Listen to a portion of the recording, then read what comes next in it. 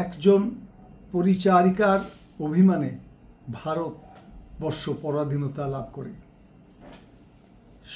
সম্রাট জাহাঙ্গীরের শাসনকাল। মুঘল দরবারের নিকটে যমুনার তীরে একটি ব্রিটিশ বাণিজ্য দল এসে নোঙ্গর করে। তাদের উদ্দেশ্য ছিল ভারতীয় মশলা অন্যান্য পণ্যের বাণিজ্য করা। এই দলের সঙ্গে ছিলেন গ্যাব্রিয়েল বাউটন নামের এক দক্ষ ইউরোপীয় চিকিৎসক।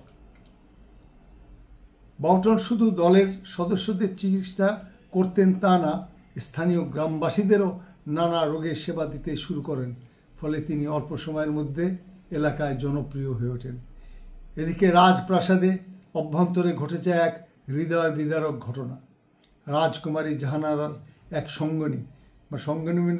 সঙ্গিনী মানে তখনকার দিনে সার্ভেন্ট, যারা এই প্রিন্সেস ছিল, তারা কঠোর মুসলিম শাসনের বাইরের কোনো পুরুষ বা নারীর সাথে তাদের কোনো যোগাযোগ থাকতো না। এরাই সার্ভেন্ট, এরাই সঙ্গিনী, এরাই বান্ধবী। কোনো কারণে অভিমানে এক বান্ধবী এরকম নিজ শরীরে ঘি ঢেলে আগুন লাগিয়ে দেয়। রাজকুমারী তাকে বাঁচাতে গিয়ে নিজেও ভয়াবহভাবে পুড়ে যান। দরবারের হিকিমরা যথেষ্ট চেষ্টা করেও তার অবস্থার উন্নতি ঘটাতে পারেন নাই। রাজকন্যার অবস্থা ক্রমেই আশঙ্কাজনক হয়ে উঠতে থাকে। এই অবস্থায় দরবারের এক মন্ত্রী সাহস করে গ্যাব্রিয়েল বাউটনের কথা বাদশাকে স্মরণ করিয়ে দেন। এই প্রস্তাবটি হাস্যকর এবং বেয়াদবিমূলক বলে প্রধান উজির মন্তব্য করেন। একজন বিদেশি খ্রিস্টান পুরুষের দ্বারা রাজকন্যার চিকিৎসা করানো পর্দা ও শিষ্টাচার লঙ্ঘনের শামিল। প্রধান উজির সেই মন্ত্রীর উপর প্রচণ্ড ক্ষুব্ধ হন, কিন্তু রাজকন্যার মৃত্যু ঘুরিয়ে এনে সকল শিষ্টাচার পেছনে রেখে সম্রাট নিজেই ব্রিটিশ চিকিৎসককে তলব করেন। গ্যাব্রিয়েল বাউটন আগ্রহের সঙ্গে চিকিৎসা শুরু করেন।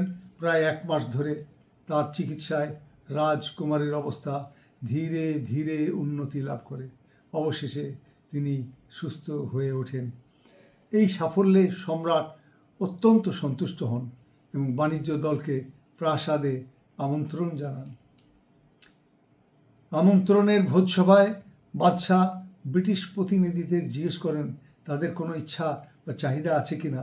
তারা জানে তাদের বাংলায় কুঠি রয়েছে, কলকাতা, সুতানটি ও গোবিন্দপুরে, যেখানে ব্যবসা করতে গিয়ে বাংলার সুবেদারকে তাদের প্রচুর কর দিতে হয়।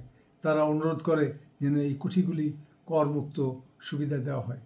বাদশাহ রাজি হন এবং 3টি কুঠির জন্য কর মুক্তির রাজকীয় ফরমান জারি করেন।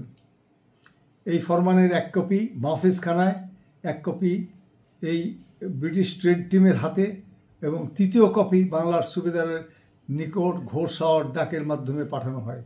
এই ঘটনার মধ্য দিয়ে শুরু হয় ব্রিটিশদের করবিহীন ব্যবসার যাত্রা। ধীরে ধীরে তারা ব্যবসার পাশাপাশি স্থানীয় জনতার বিবাদ মীমাংসার দায়িত্ব নিতে শুরু করে। প্রথমে লোকজন বিচারের জন্য তাদের কাছে গেলে তারা ন্যায়নিষ্ঠ ও নিরপেক্ষভাবে সমস্যার সমাধান করতে থাকে। এই বণিকদের বিচার আস্তে আস্তে গ্রহণযোগ্যতা পেতে শুরু করে। সময়ের সঙ্গে এই বণিকরা ব্যবসার পাশাপাশি রাজনৈতিক ক্ষমতাও কুক্ষিগত করতে থাকে। তাদের বাণিজ্যিক প্রভাব রাজ ক্ষমতার প্রতীক হয়ে ওঠে। এভাবেই একজন পরিচারিকার অভিমান থেকে শুরু হওয়া এইটা একটা ব্যক্তিগত ঘটনা বণিকদের মানদণ্ড রাজদণ্ডে এইভাবেই পরিণত হয়।